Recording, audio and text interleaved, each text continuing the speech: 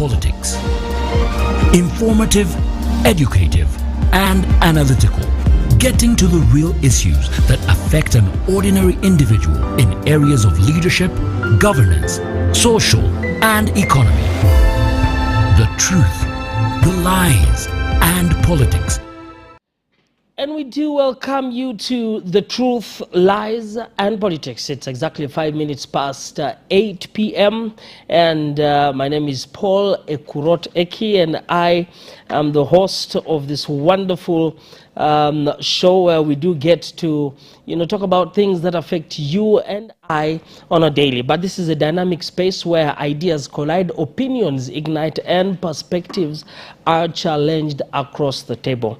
I do invite you to join the conversation on our socials. That is at Spirit TV UG on X, formerly Twitter, on YouTube, and on Facebook. Please feel free to leave a comment in any of those chat boxes. We'll be delighted to hear from you. And later on, we'll be opening up our phone lines. You can feel free to leave a WhatsApp message or whatever you can leave there, because we know that you and I can narrow the gap or bridge the gap in our communities through the conversations and the information that we share across the table. Otherwise, do let the rest know. Do share the link and ensure that you're part of the conversation in changing the narratives and some of the things in our communities today. Well, before I do introduce my guests this evening on the show, this message is for you. As Uganda enters another emotionally charged election season, old fears resurface. Reports of arbitrary arrests, intimidation of journalists, excessive force by security agencies, and the shrinking civic space have become familiar features of our political landscape. With memories of the past election cycles marked by torture, disappearances, and censorship, the question remains, how are we doing on human rights this time? Join us tonight as we unpack the state of human rights in Uganda during this heated election journey, examining the actions of security forces, the experience of opposition groups, the pressure on the media, and what this all means for our democracy, only on Spirit TV. Stay informed, stay engaged. And we do from that short break, but this week, of course, the different presidential candidates are canvassing for votes, as are the MPs, the candidates for the MPs, and other positions within the country. But, today we look at Uganda ahead of 2026. And today we focus on the human rights under pressure. And elections in Uganda have never been just political moments. They are emotional seasons. And so they stir up hope, fear, tension, and excitement, and sometimes deep frustration. But as we move closer to 2026, you can already feel the temperatures rising wherever you are, on the streets, online, and in the campaign trails across the country. Of course, you look at the campaign posters going up, some being torn down. Loudspeakers are definitely back, moving back and forth, screaming in your ears, into your homes. And once again, Uganda has entered that experience. But along those rallies, promises, and power struggles comes a much bigger question. And that question is, what is the real state of our human rights as we gear towards these elections? Now, we've already begun to see scenes that worry you and I. Blocked rallies, blocked supporters, tear gas in some situations, and even enforcement of the law rising from intimidation and a tightening grip of information spaces. We've also seen some actions previously on some journalists. And so things are already happening. And on social medias, of course, rumors keep on, but we are not going on rumors. This is the truth, lies, and politics. And so we ask, will 2026 be any different, or are we heading into the same previous election times or situation? And so we address those issues, and with me in studio to discuss whether our political space is shrinking, our human rights are being maintained or ignored, are we safer or we are more vulnerable than ever, are three gentlemen who are capable to the task. I will start with a gentleman on my immediate left, and he is a journalist and a good governance activist. And of course, he walks the fine line between reporting and resisting intimidation. That is my own version. Mr. Philip Mulisa, I think this is your maiden appearance on the show. Oh, yes. Yes. Good evening and welcome to the show. Thank you, Eki. And, Yeah. good evening to you. Good evening to my senior colleagues here, and good evening to the viewer out there. Thank you. Happy to be here, and look forward to a good conversation. Awesome. Thank you very much. We're also delighted that you are here. Next to him is Council Wanda Samuel, who is a human rights lawyer. You have seen him on TV defending some of these individuals and also standing out strong to speak out against some of the atrocities that have been committed on his clients. And so he deals with the law as it is versus how it should be. And Council Wanda, delighted to have you and welcome to the show.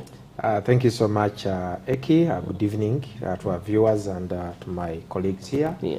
Happy to be here. Thank It's you. been a while. Yes, it's been a minute. But at least we've been watching you in the courts of law, vehemently defending the human rights.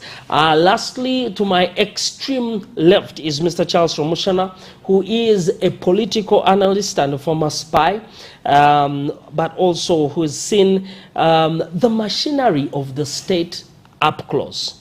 And so we are delighted to have you in studio. Good evening, sir, and welcome to today's show.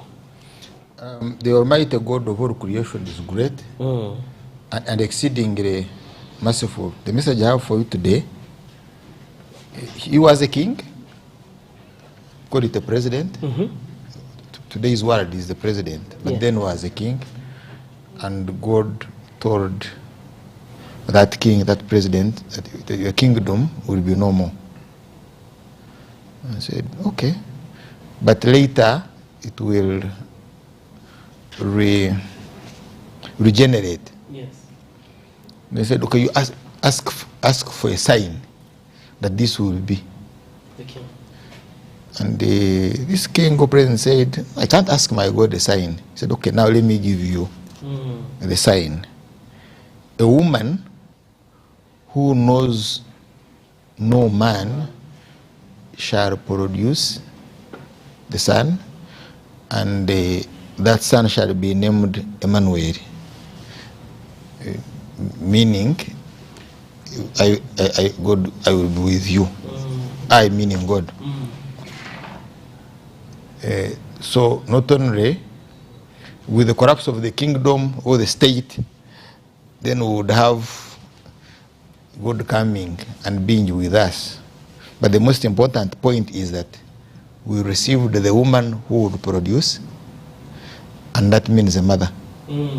So God gave us the sign of a mother. We are privileged as a people to receive a gift of a mother, but that can only be given by God. So I call friends outside there that we should treasure the sign of a mother, because it is a gift from the Almighty God of all creation. Thank you very much. He always has a message, and I know Philip is smiling here. Maybe you're remembering your mother. I wanted to ask him if now, in the context of the kingship and Uganda, where we now have that sign already, and suddenly Whether we still have a sign of a mother in our context. He will address it in his own time. In his own time. But I would like to just remind us that, you know, today's conversation is one that many are afraid to have, but today we're having it openly. And just thinking about our election cycle and the period. Next year we'll be voting and our leaders into service. If you look back in the previous election cycle, that is 2021, right? It had its own, you know, situations, and sometimes those are some of the fears that are spilling over. Before that, 2011, we also had 26. We also had, and so it seems to be something that keeps on reoccurring. But as we move closer to 2026, how would you describe the current human rights climate? I'll start with Philip. How would you describe the current human rights climate? Yes, thank you, Eki, yes. And once again, it's good to be here. Yeah. The current human rights climate, I mean, our political system and how we operate, especially towards the elections, yes. Like now, we continue in the template of mass mobilization. Okay. And whatever comes after that realization is how good or bad we are in relating to masses. Whether it is people in government, whether it is people in the opposition, there is a tendency not to tolerate masses that are opposed to us. And when that comes up, then you get to talk about, that's when the human rights question comes in. How does the state use the instruments at its disposal to relate to the masses it does not agree with? How do the people in the opposition use the instruments at their disposal to relate to the masses that are maybe in support of government? And so human rights starts there, and then we talk about if the state has arrested people, then they are not comfortable with that. Yes. Arresting people could be right if they are criminals, could be wrong if you are just taking them out because you don't agree with them, political views. We've had the concept of political prisoners many times here. If it's the question of stopping people from speaking, accessing the media, freedom of speech, freedom of expression, we've had these complaints mainly from the opposition.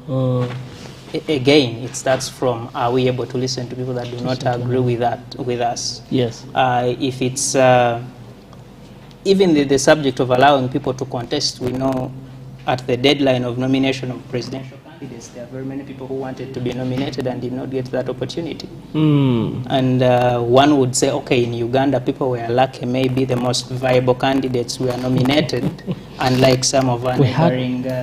we had over 100 people registering, and would you... Can you fathom a ballot paper with over 100? It does. At some point, you look at yourself and say, as much as we want to be democratic, does it make sense? We thank God that the viable ones. So who are viable ones? At least from the idea of the Electoral Commission, they say those are the people that, when they say these qualified, therefore they are viable. The ones that did not qualify. I thought viable you meant from your estimation. No. I do not have the power to pass that estimation.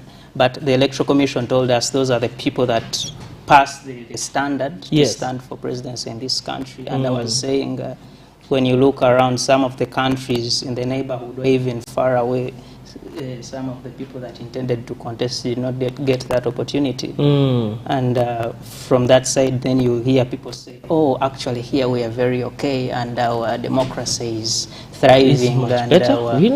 But there is a lot of things you can fix in that context to come to the realization, okay, is our human rights okay? Is our democracy progressing? Or we are somewhere, we hit a slug and we can't move forward. We have to rethink a few things and get moving to the next level. All right. Thank you very much. As a journalist, I will move to Council Wanda, who is also in the thick of things. Where do you think we are? You know, you who is in the thick of things. Where you know, on the scale, how are we doing? You know, what's the human rights climate so far? Thank you so much, Eki.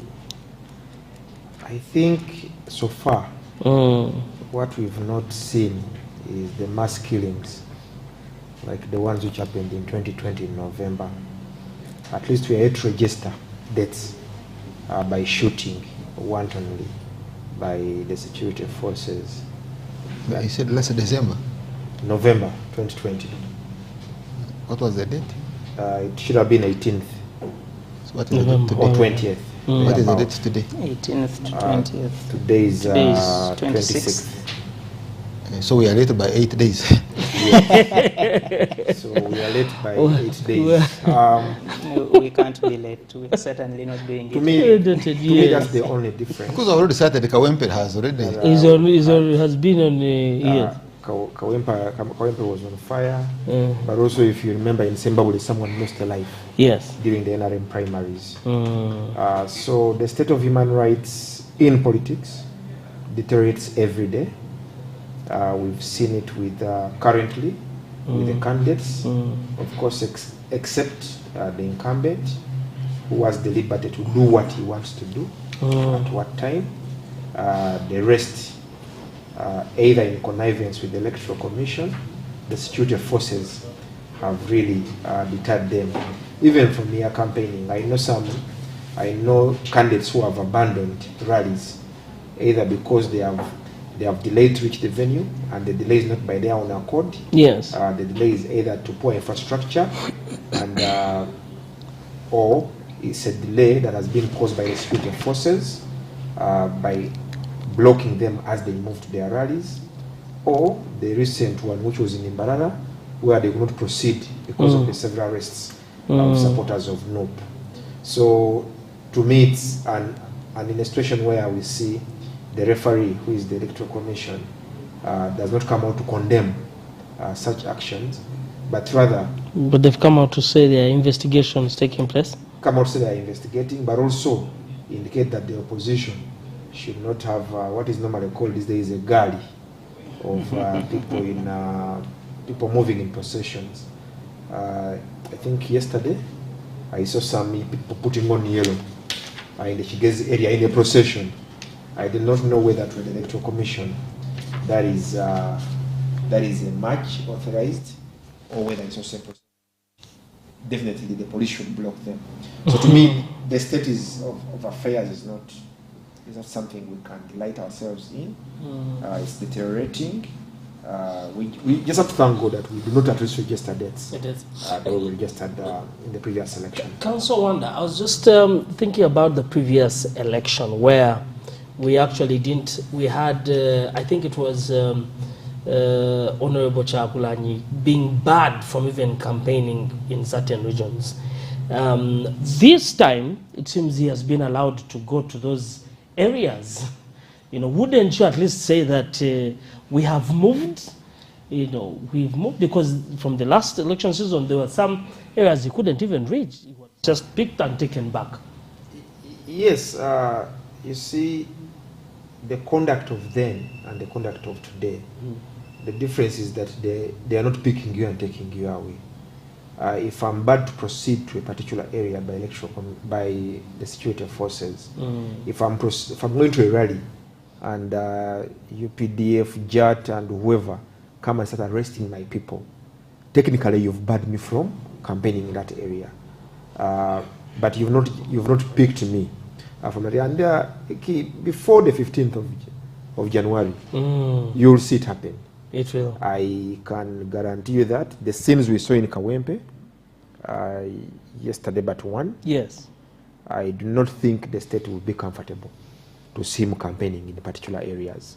So do not be shocked when you see such scenarios happen, or in situations where he's blocked from actually accessing the campaign venues, and definitely they normally use their common language of, this is in the interest of security. We've assessed and the area is not safe. Remember, the Electoral Commission has told, the Electoral Commission works in hand with the police to assess the situation, and if it's not safe, then of course they will say that the security of the citizens comes first before a political right. So definitely we are here to see this.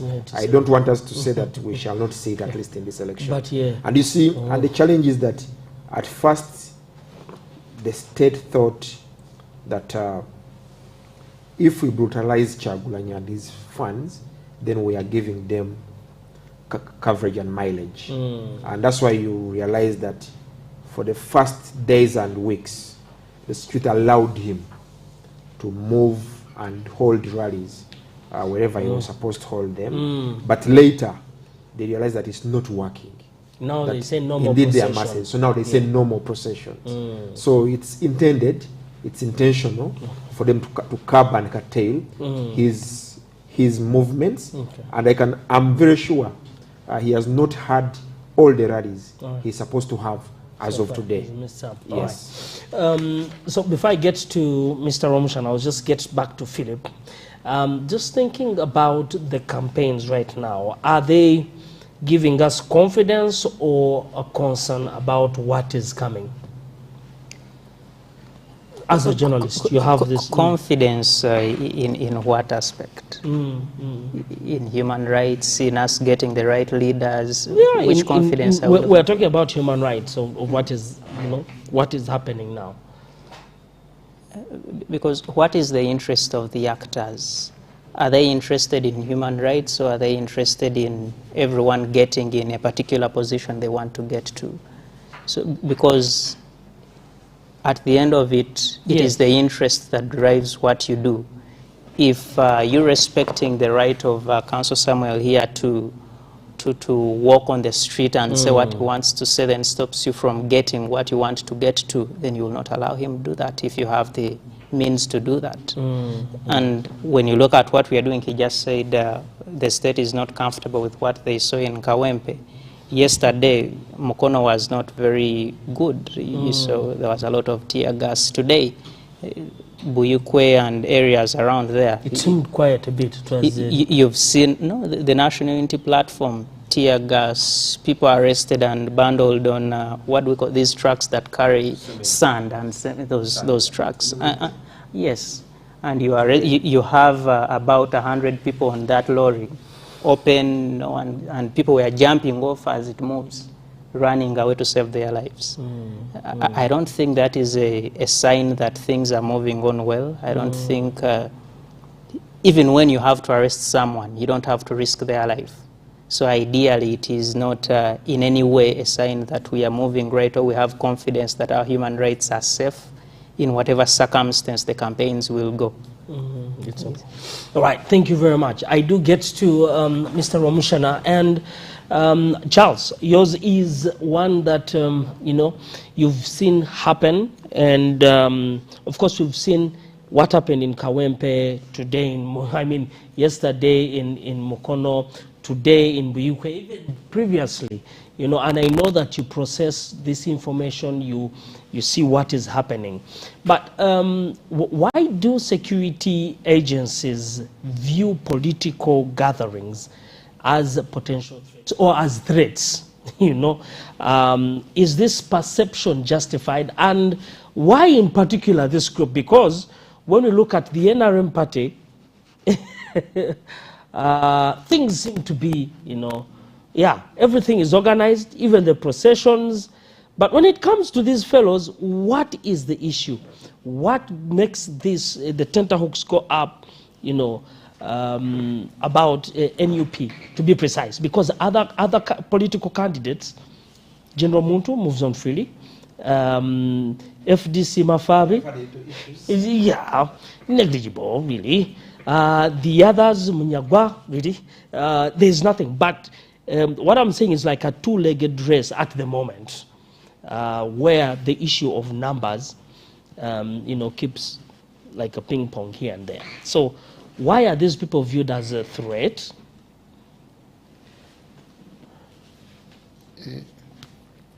Certain aspects of your narrative, I think, could be your own imaginations.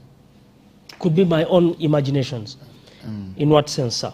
That they are viewed as a threat, because you need to define who they are is.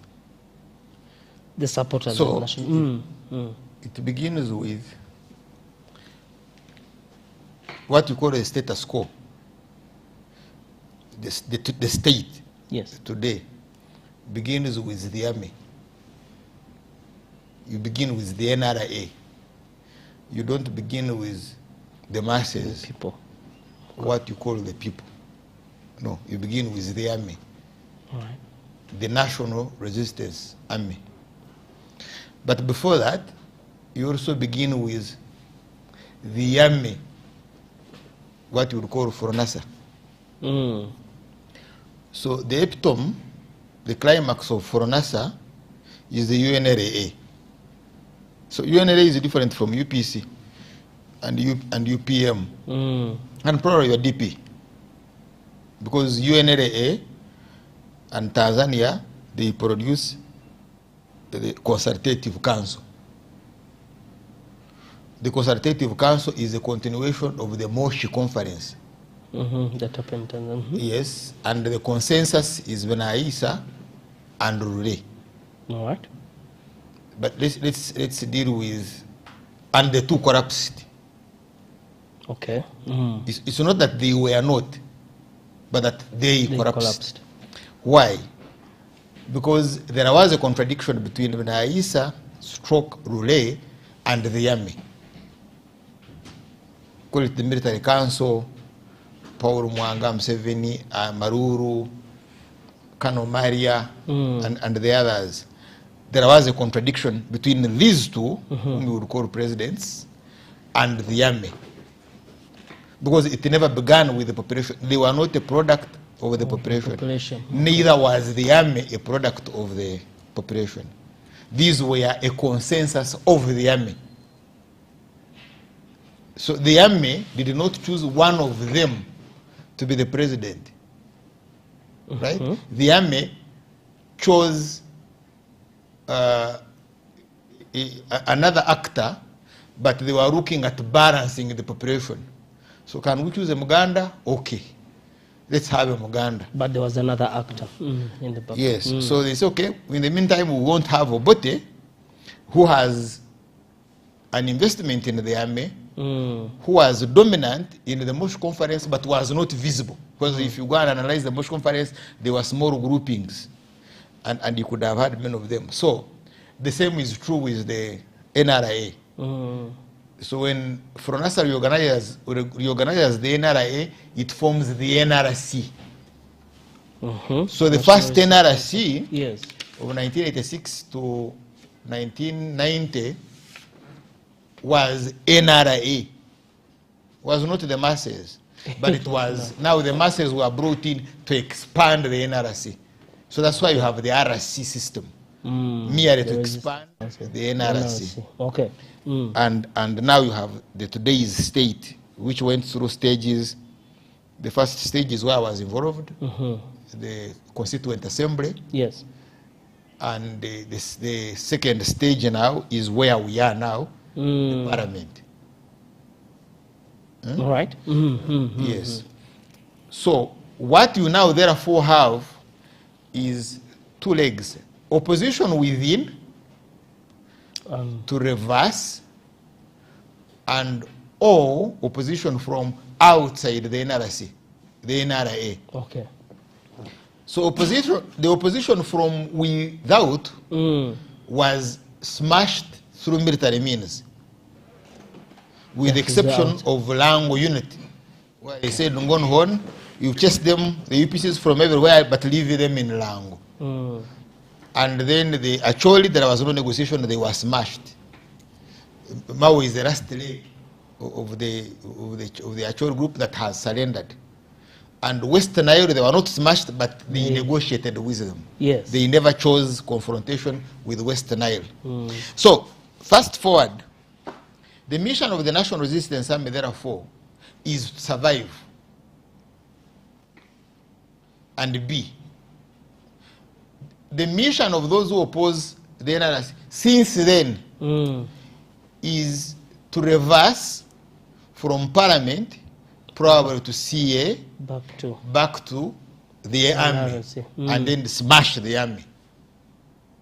Interesting. Quite So, interesting. all these groupings you see, the other group that is opposed to NRIS through military means keeps on changing format. It can ally with BCJ, and you saw where BCJ used to have crowds is where you will see crowds today. It's the same position. Yeah, you can even go and do mapping. And if you check mapping, is where again you will be seeing insecurity of any forms. So if it is Kasese, it will be Kasese. If it is Arua, it will be Arua. If it is Jinja, if it is Maraba, Busia sector there, some bits of Umbale, Teso not so much. Because Teso they have now, because Teso was a different rebel group, the UPA and then the special forces, they are doing it their own way because they have infiltrated, they are operating now from within. So if among once a crowd of 10,000 or 10,000, they will all come and they will all sing among. But it's not necessarily true that they are among. They will sing a Chweru, they will sing who, they are, because they don't want to invite the army to come and smash them. Because the smashing of Teso was too so brutal. Yes. Here, they have not been thoroughly smashed. They don't know what it means. So, now Museveni therefore struggles for 4 elements. The first element is survive as a state. The second one is legitimacy. He must also have one, survive as a state. As a state. The second one, that state is legitimate. So he will go for elections, put on yellow, like the way you saw billboards, but that is for legitimacy. Then have a mandate that is popular. Okay. Popular mandate. But popular mandate answers dissent within. So you have a mandate who surrendered recently. You will have Chiza Besigye who is contained, suppression and containment. The Tinyifuzas are now relaxed. My friend Tumkunde is now in a municipality somewhere. So you answer them. I'm popular. Then the other one is historic mandate. So he has 2 mandates: popular mandate and the historical mandate. The uprise is to reverse all this. Destroy contest the historical mandate. Destroy the popular mandate and destroy legitimacy. That's why elections will have challenges, because in case they corrupt, then his legitimacy will be compromised. So now, therefore, you go to the issue of rights. Yes. There was some young man, because he's of your age. He was kneeling, his hands were up. He was asked in a local language, my language, in Runyankore. He did not know Runyankore. He responded in a language similar to Rukonjo, and he was shot instant. The recent, yes. He was shot because you can say there were Jambia, the what, but there was no Jambia around. There was no evidence. Surrendered. There was yes, and even when he surrendered, there was no Jambia around, and he was summarily executed. So, what is the justification? That he was a threat to societal rights. Now, you will also see others, because you're talking about human rights. You will also see others dead and bodies abandoned on the roadside. But you will also see others who are not yet dead. And the villagers are mobilized against them. Against these ones who are not yet dead. And the villagers now pass a ruling, they pass a judgment. Execute. So even those ones who are critically injured, not yet dead, are executed, and the villagers clap. You've seen that. And there is no report. In other words, neither does anyone demand a report. They want to demand this human rights. Actually, it's Rumshana who is raising it in the whole of Uganda. I want you to challenge me. Have you had anybody else? Not even the Human Rights Commission. Not even this Chagurani. Yes. That's why I say I don't have faith in them. Okay. These political actors, they talk about rights or what, population, no. They are not on their interests are narrow. They have different lining. So therefore, that's why you see the conflict between the state rights, All right. which are now taken to mean societal rights, and the state is mobilizing society to say, these are your rights. The right to survive, because it's now no longer the state saying we want to have a right to survive. No, they are saying, you see, it is you. This Gambia is a... So this is a threat against you, and we are the allies. And the population says, even this one who is still alive, shoot in the head. No prosecution, no judgment, no Supreme Court, no nothing. No, it's not even a court martial, by the way. The guy is shot dead and society collapses because it has been assured. Now, so let me end with this. Yes. In Uganda, because why is it's not that there is no opposition in Western Uganda. No, you could be having more opposition. I think in Western Uganda there is more dissent in Western Uganda than in Uganda. We don't see it. No, it is. We don't see it. It is. Okay. It is only that it's the concentration of mobilization for a mass uprising is more in Uganda than in the periphery. Okay. Because this is the strategic depth near the city. All right. And the epicenter is Masaka. So we wait for what is happening very soon in Masaka. The one who will dominate Masaka will win. Will win what? Will take over the state. So if the state, because you are seeing it in Council, Kasese. you have smiled. Yeah, it is Wikwe, Mukono. Yes. You are seeing activity. You are seeing activity around Kampala. Yes. Wakiso beat, Mukono. But the real contestation is going to be in Masaka. And the one who will dominate Masaka will be the victor. Interesting. So, if Museveni is able to contain Masaka, he will survive. If he loses Masaka, then you will have that transition, like the way he did in 1985. Because he dominated Masaka, yes, closed off Katonga, and then there were negotiations.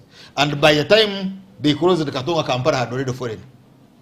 Right. The fall of Kampala was the domination of Masaka. Right. So, but you don't see it. The construction is underneath. That is why you have a lot of contradictions between Kyagulanyi and Impug. It's a reflection of the seismic activity, the underground activity. Because these two political actors are his. They are whose? They are Museveni's.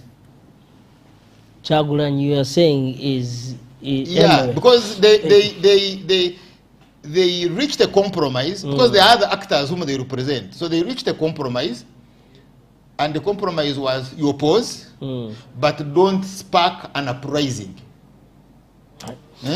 And oppose, but don't spark an uprising. So you see, initially, Lukwago had refused, but some forces talked to Lukwago. He surrendered a bit. So you won't see Lukwago's rallies, demonstrations, series of demonstrations. They have not been there. But they will say, to Akanya, we are in opposition. And then they get money, they are around in the media, they are around on the roads. But the other agitation for an uprise operates within them. You get? So the question, and now we've reached, when you come to areas like Kawempe, yes, epicenters, the other forces proliferate. Okay. They struggle to proliferate and then contest security. So for the first time, you've had security take casualties. So he's telling you it's good news that we have not seen civilians dead. But civilians, soldiers, and police officers are already admitted. We've not seen any.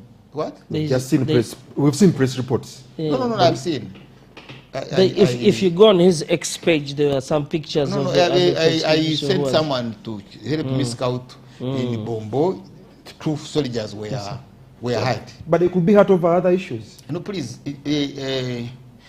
You know, I've had a problem with some of these actors. For them, they think if you say soldier is hurt, then you are from 7. No. Charles, can you just hold there and I hear from Rwanda? Now you have a lot of restraint because I know the current orders. Yes. Whatever the provocations, don't.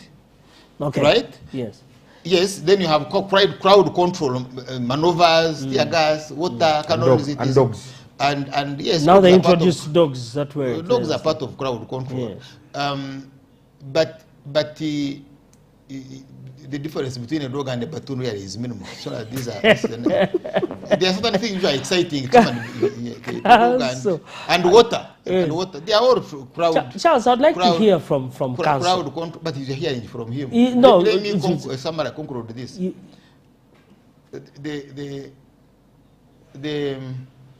So they restrain whatever the provocation. Yeah.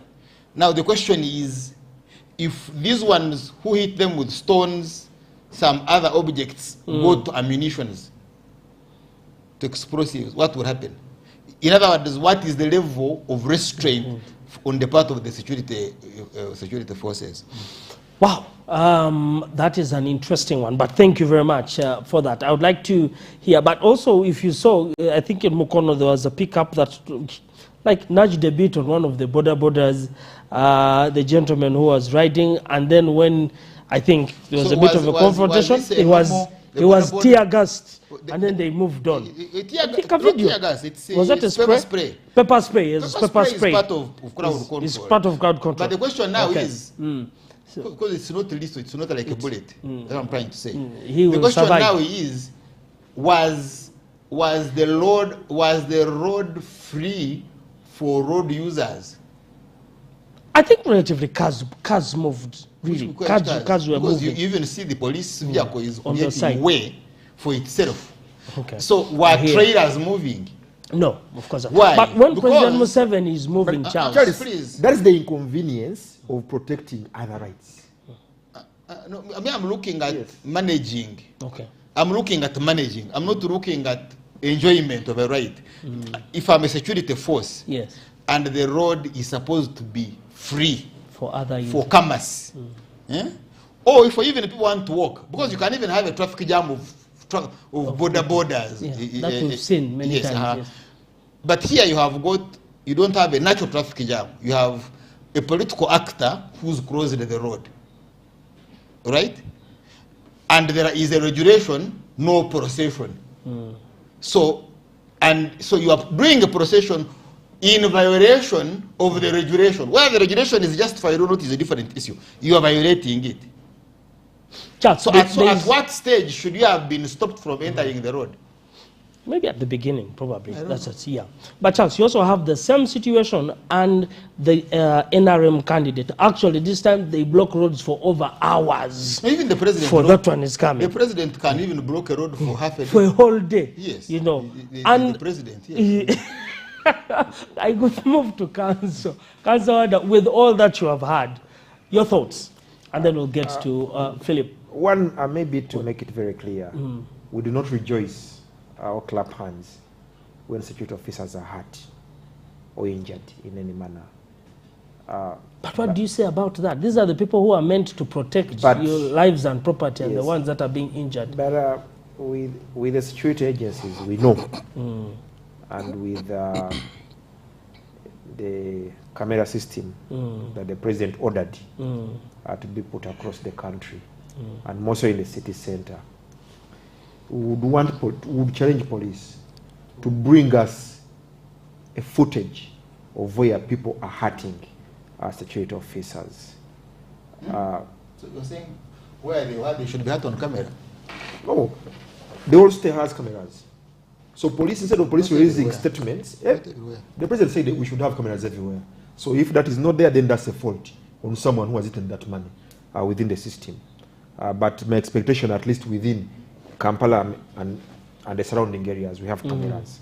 So instead of police saying that we've received 5 casualties, we've received 10 casualties from our own people, let them use the same cameras that they have used to say that these people have committed crimes and they have rounded them up. Let them use those cameras and show us people who are stoning police officers. And having security people in Bombo, I don't know whether they were soldiers or whether they were policemen. So these ones were nuns. But I do not even know why we have soldiers at a campaign rally. Their role is to protect the country against external aggression and not for crowd management on a political rally. So the problem we are having as a country is for over putting too much security and also the fear of the unknown. And probably the fear is of what would happen next if we allow these people to continue with their rallies forever. So the state has to create that situation of saying you're hurting our people. So next time when they come and brutalize, they are going to beat them because they are going to say you've hurt our people. So now we are protecting ourselves. We also what happened in the by-election in Kawempe. Journalists were beaten. What had they done? Having a camera. Was that hurting anyone in any way? So to me, these police statements here and there, we say statement at I think, were they in Arua, where they said they had... So you're a human rights defender, lawyer. Where they said that people had robbed, I think, a phone, a gun, and deflated the tires of a police car. That was Lira area. Lira area, yes. Ilango. So, and they are taking some equipment. And they are taking some equipment, and there was robbery and right. So you see, they used that to now come and brutalize people in Western Uganda. They arrested everyone, and shockingly, after arresting some of them, they were brought to Kanyanya and charged with unlawful drilling.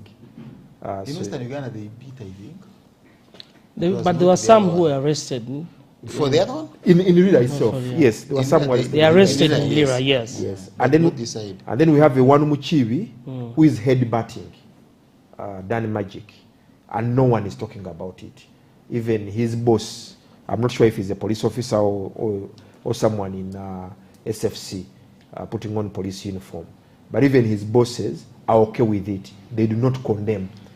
Minimum force, please. That is minimum force cannot do when you're putting on helmet and headbutting a civilian. So that's the challenge we are having. We are hoping that if the law is to be applied, it should be applied evenly, equally. I agree the president has a right to close the road, but where we are today, he's not a president. What are you sure he has handed over? He has not handed over, so he's but he's campaigning as a candidate in the elections. Even Biabakama does not say the president, he says candidate, Museveni. So I think in a normal, you would hand over, but he's still president in all. As much president. As you address him as a candidate, he still holds that. Yeah, he's still until president. He hands over. He's still president. Then we will know. And yes, I know he should enjoy the rights of a president. Yes. But if they have said no processions, then he should lead by example. Then he shouldn't have processions. All right. He can go to the rally in Chigezi, go to the playground he has colleagues, send his message. No. I mean, he has been sending a message for the last 5 years under PDM. That's 5. Anyway, thank you very much. I do get to Philip quickly. I know we have a few minutes before the break. But when you look at this whole process, how are ordinary Ugandans interpreting the treatment of the different candidates, during rallies? What is your perception when they see this happening in Kawempe, in Mukono, vis-a-vis what is happening in the West, vis-a-vis what is happening in the North with different candidates? What is your interpretation? The submissions from Mr. Romushana here and Councillor Samuel tell us that whatever is happening is actually not new. In fact, Samuel told us that we are lucky we have not reached the level we were at in 2021. He's a prophet is prophesying that before 15th we shall see. something else, yes. I do not know what that standard is, that, okay, before we get to this level of beating, then we have not beaten enough. Before we get to... I have colleagues today, before I came in for the show, they were covering the NUP activities in that part of the country, and their vehicle was, there are those big canisters the police throws around. It hit their vehicle and one of them was injured. He works with the NTV. The bad news, the bad TV station and the bad newspapers, the president says. And many other colleagues, tear gas, of course, being blocked from accessing venues, presidential candidates being blocked from reaching where they have to reach, at least. For example, yesterday, I think the Honorable Chagulanyi was denied access to at least 2 venues. And when you speak the interpretation of the people, I think the people have seen this over and over, and they've made a choice. If I have to support candidate Museveni for what he does, that is the person I support. If I have to support candidate Chagulanyi for what he believes in and what he says, then that is the person I will believe in. And that is where maybe I'll disagree a little with the Honorable Rumshana here, that there is no opposition, that these are all persons of President Museveni. Yes, the state has capacity to create an opposition, but we must understand that there is a point that comes and people are tired of something, people are believing in something, and they are willing to walk around talking and responding to the needs that speak to that specific need they are talking about. And here we are, unfortunately, some of the actors have not really convinced me in how they deliver the message of what they believe in. But you agree there are problems in the economics, and you're speaking of rights. The council here will tell you you have economic rights. There are challenges of, he talked about the people that were arrested in Mbarara. The police said they were pursued from Lira or wherever they were until it caught up with them in Mbarara. And of course the nearest center there was Kampala. We can leave that at that. The nearest center was Kampala. All right, yes. What I'm trying to say is people have interests. They have chosen who represents those interests. It is from the side of those that are supposed to push that message that the disappointment is. Because if you're the Honorable Chagulanyi and you are speaking about, for example, environment, what message are you actually putting out on your rally about environment? We were at COP30 recently in Brazil. Uganda had a statement there. As the Honorable Chagulanyi, do you agree with that statement or you disagree? And if you where disagree, does he get to say these things? If you look at the crowds in Mukono, how do you start talking about climate change to the crowds in Mukono? That is one example. Okay, the Honorable Chagulanyi may not say that, but the Honorable Member of Parliament represent on the NUP ticket somewhere should be able to talk about our position on that statement is this. Because at least... I'm going to stop you right there because we'll take a short break and then come back from there. But also we'll look at the situation of journalists during this period, and we'll also talk about the Public Order Management Act for council. This is still The Truth, Lies and Politics, and we are looking at the human rights situation during the campaign season. We'll be back right after these messages.